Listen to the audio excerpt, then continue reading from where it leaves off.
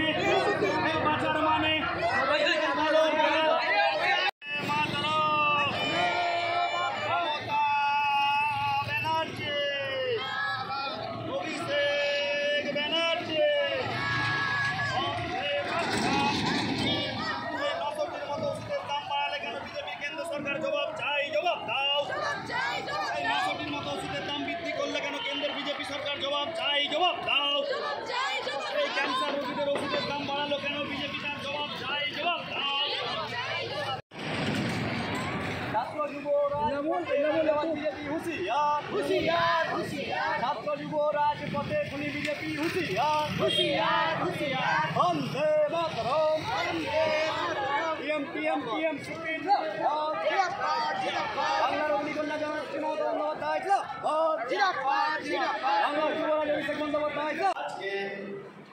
রাজ্য তৃণমূল ছাত্র পরিষদের ঘোষিত কর্মসূচি সম্মানীয় সভাপতি দিনাঙ্কু ভট্টাচার্য মহাশয় নির্দেশ দিয়েছিলেন। কেন্দ্রের বিজেপি সরকার যেভাবে জীবনদায়ী 900 ওষুধের দাম বৃদ্ধি করেছে এবং ওষুধে জিএসটি লাগু করেছেন এবং অক্সফোর্ড বিশ্ববিদ্যালয়ে আমাদের সম্মানীয় মুখ্যমন্ত্রী মমতা বন্দ্যোপাধ্যায়কে এসএফআই নামক ছাত্র সংগঠন যেভাবে 5-6 জন মিলে প্লাকার্ড হাতে নিয়ে বক্তব্য রাখা অবস্থায় বিব্রত করার চেষ্টা করেছিলেন, তার প্রতিবাদে ঘাটাল সাংগঠনিক জেলা তৃণমূল ছাত্র পরিষদের উদ্যোগে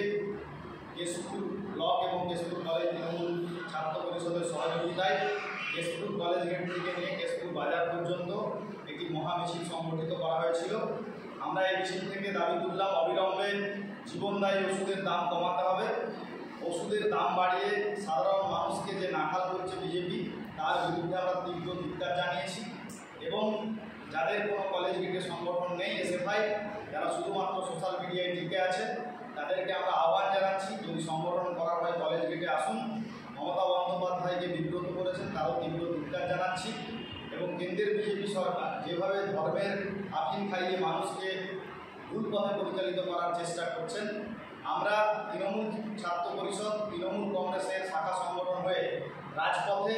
এবং সমাজের বিভিন্ন জায়গায় আমরা দাঁড়িয়ে তার তীব্র প্রতিবাদ জানাবো এবং এই সমাজকে যারা বিষাক্ত করার চেষ্টা করছে, আমরা মানবতার বার্তা দিয়ে সেই সমাজকে পবিত্র রাখার